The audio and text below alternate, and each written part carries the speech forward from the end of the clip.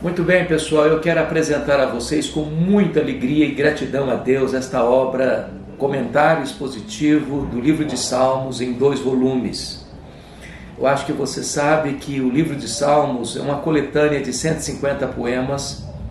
Levou-se 1000 anos aproximadamente para escrever esses 150 poemas, porque temos Salmos de Moisés, que viveu 1500 a.C., e Salmos pós-cativeiro babilônico, como o Salmo 126. Este livro de Salmos é dividido em 5 livros, 1 ao 41, 42 ao 72, 73 ao 89, 90 ao 106, 107 ao 150. Este livro,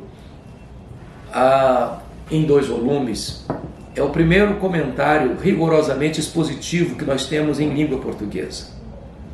E eu estou certo de que esta obra vai abençoar profundamente o seu ministério, seu entendimento das Escrituras, sua compreensão melhor do conteúdo desses salmos.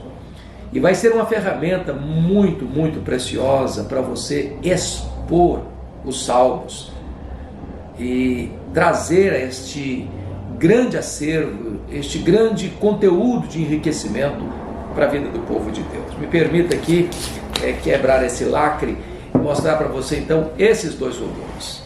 O volume primeiro, que vai do Salmo 1 ao 72, eu estou falando, portanto, do primeiro e do segundo livro de Salmos, e esse terceiro volume, que vai do 73 ao 150, os 3 últimos livros, do livro de Salmos. Esta obra foi composta, escrita, eu trabalhei nele por mais de 1 ano, debruçando sobre este assunto, e a bênção é que você pode agora não só compartilhar isso com a igreja, mas fazê-lo de forma expositiva, de tal forma que não ficou nenhum versículo para trás sem ser comentado, mas comentado dentro de um esboço homilético que vai ajudar você a compreender melhor e vai ajudar você a compartilhar com mais clareza esta fonte inesgotável de riqueza que é a palavra de Deus e este maior livro poético da Bíblia.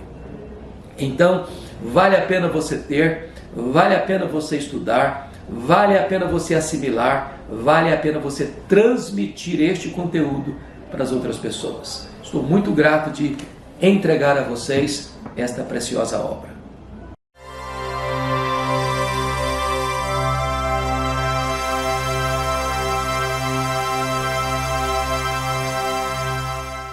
O Brasil e o mundo ficaram chocados com uma denúncia da Polícia Federal, uma operação carne fraca, onde se descobre que alguns frigoríficos aqui no Brasil estavam colocando produtos químicos em carne podre e comercializando esta carne imprópria para consumo. Nós devemos repudiar toda forma de corrupção, mormente naquelas áreas em que afetam diretamente a saúde pública. Que o Brasil aprenda, nos mínimos e nos grandes detalhes da vida, a necessidade da integridade, seja na vida, seja no comércio, seja em qualquer outra área dos nossos relacionamentos.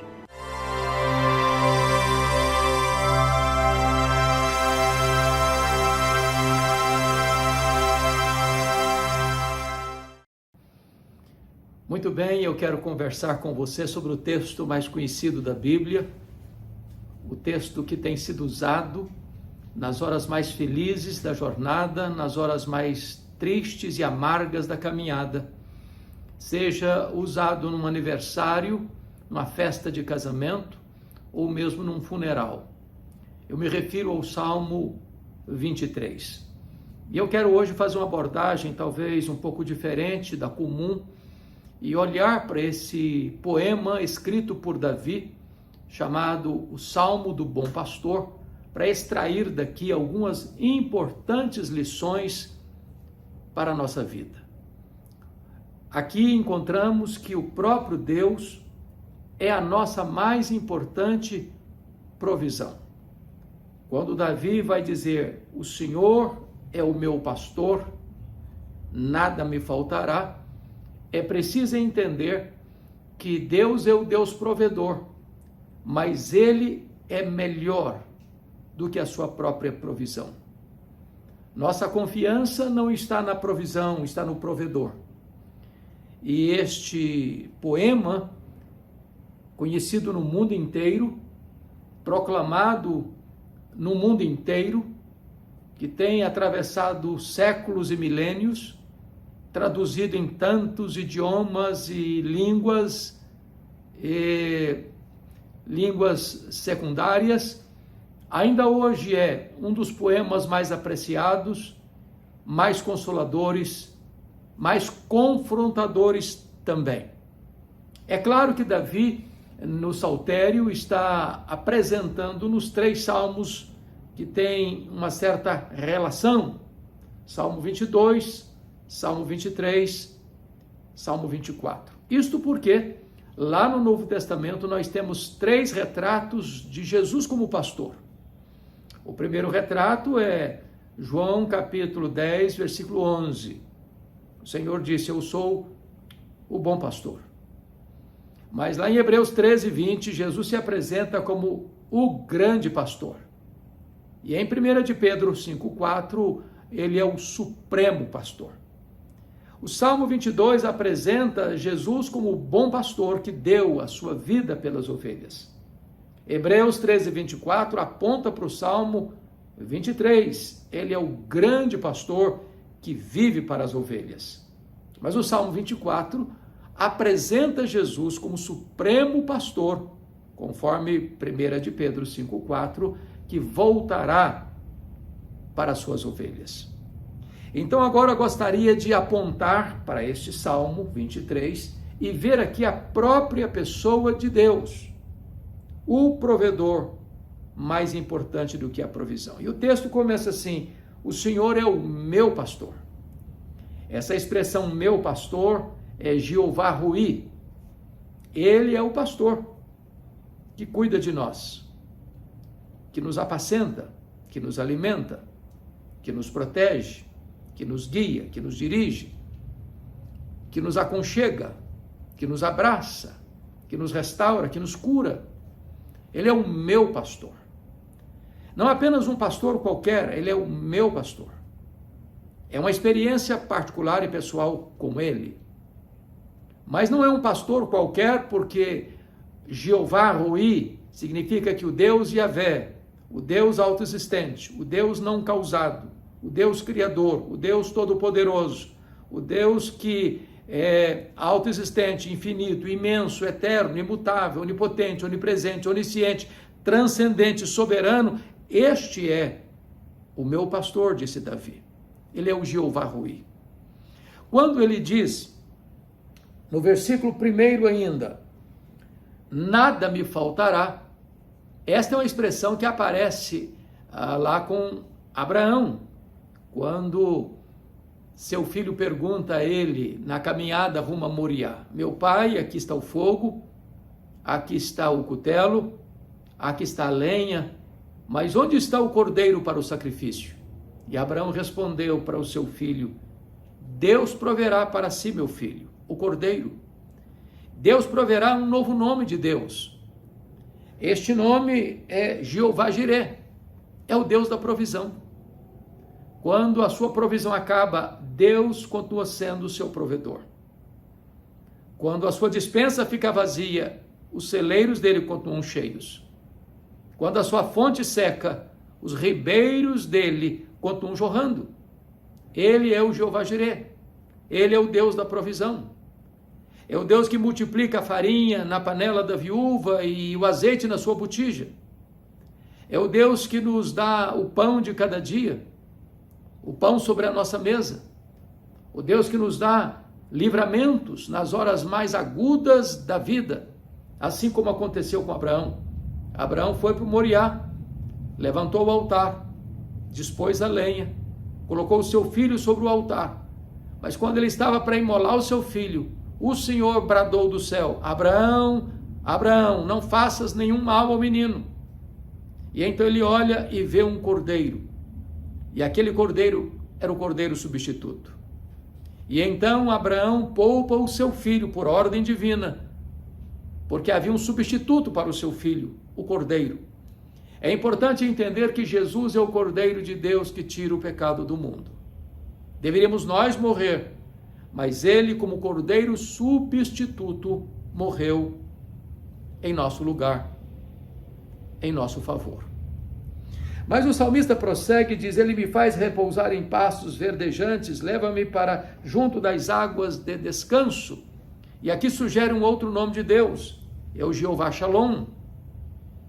É o Deus da paz, é o Deus que é o autor da paz, é o Deus de toda a paz, aquele que nos oferece paz com Ele, aquele que nos dá a sua paz nos vales mais escuros da vida.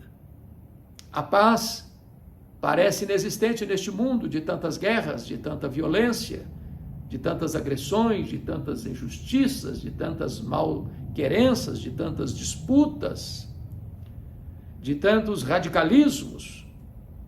A verdadeira paz o mundo não conhece e nem pode dar. A verdadeira paz é o próprio Deus, Ele é o Jeová Shalom. Não há paz fora dele. Ele é a fonte da paz, Ele é o doador da paz. Ele é o aquele que mantém a paz, mantenedor da paz. Fora dele, o homem não conhece paz verdadeira. Porque a paz verdadeira não é ausência de tensões, não é ausência de tempestades. É a certeza de que, apesar das circunstâncias adversas, Deus está sob o controle, no controle de todas as coisas, inclusive da sua, da minha, da nossa vida. Ele é o Jeová Shalom.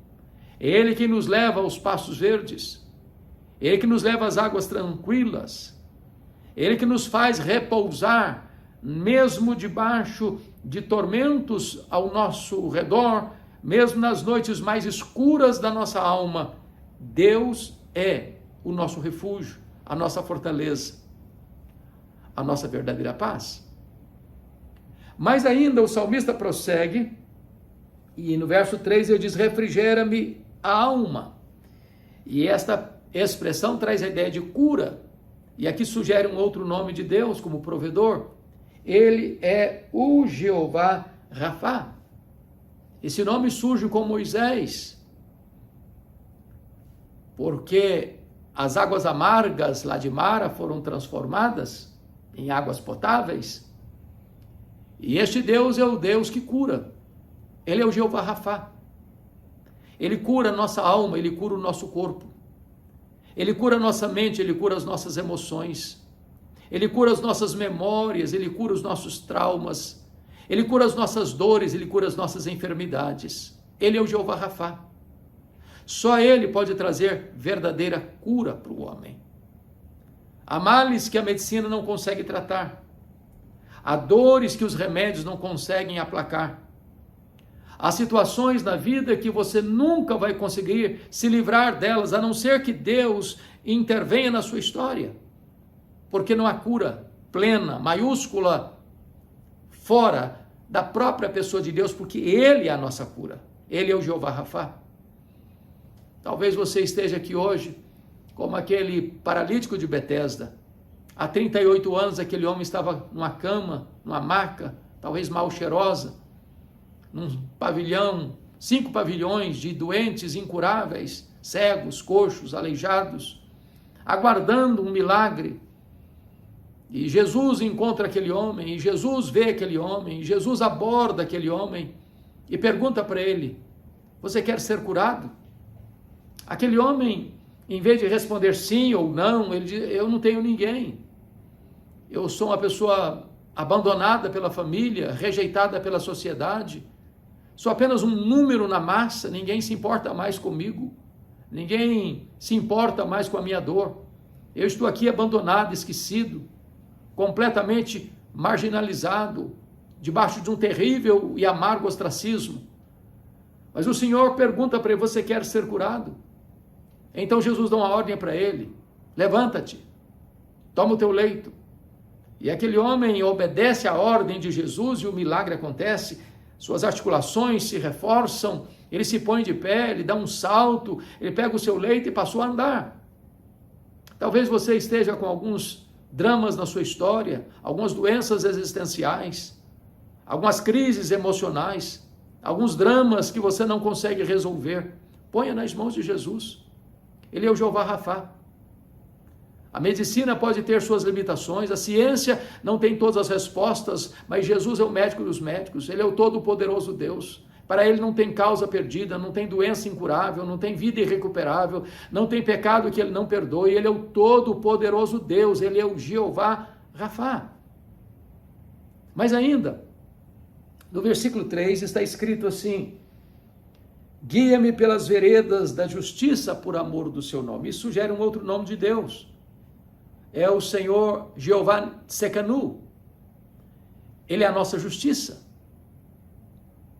Ele é a nossa justiça. Porque a justiça que temos não é nossa. Nos foi dada, nos foi atribuída, nos foi imputada. O que é um justo? Um justo não é aquele que é feito justo, é aquele que é declarado justo. Por causa da justiça do justo imputada a nós. Todos nós injustos, porque não há justo nenhum sequer. Não há quem não peque, diz a Bíblia. A nossa justiça, portanto, não é a nossa própria, porque nós não a temos. As nossas justiças aos olhos de Deus não passam de trapos, de imundícia. Mas porque Jesus morreu na cruz em nosso lugar, em nosso favor. Deus mesmo imputou a nós, ou seja, colocou em nossa conta a justiça do seu Filho. De tal maneira que agora nós somos declarados justos diante do tribunal de Deus. E a Bíblia diz que justificados, pois, mediante a fé, temos paz com Deus por intermédio de nosso Senhor Jesus Cristo, pelo qual temos livre acesso a esta graça, na qual estamos firmes e nos gloriamos na esperança da glória. Em outras palavras, nós temos paz no passado, graça no presente e glória no futuro. Não há mais necessidade do homem estar em conflito com Deus, porque fomos reconciliados com Deus, isso é paz com Deus. Não há necessidade da sua alma estar perturbada, porque agora você tem a paz de Deus. Agora você tem justiça, a justiça de Cristo imputada a você. E é isso que produz essa paz. É isso que dá livre acesso à graça. Isso que dá garantia da glória.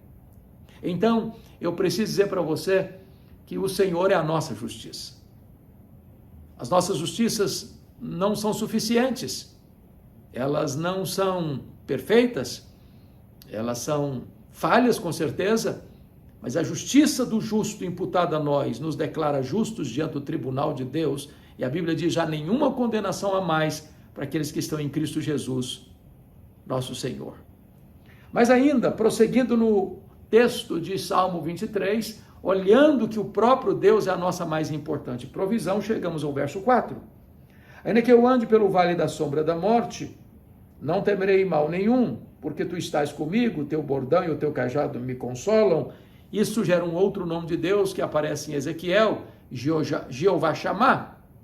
Ele é o Deus conosco, ele caminha conosco, ele não nos desampara, ele não nos abandona no meio do caminho, ele não nos deixa para trás.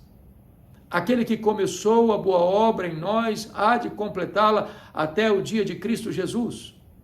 Não caminhamos na nossa própria força. Não estamos escorados no bordão da autoconfiança. Não caminhamos sozinhos. Ele vai conosco.